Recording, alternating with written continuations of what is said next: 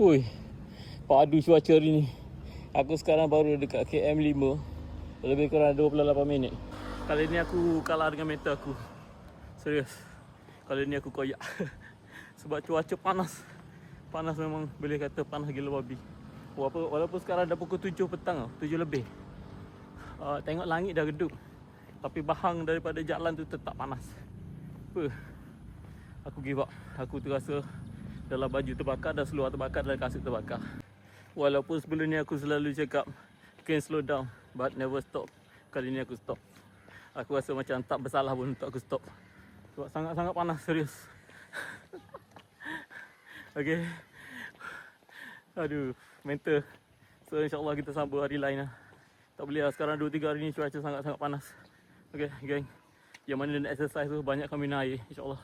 Kalau rasa tak larat tu jangan paksa. Relax, tenang je. Esok masih ada, okay? Kalau kita push hari ni, esok tak boleh nak training. Sayang.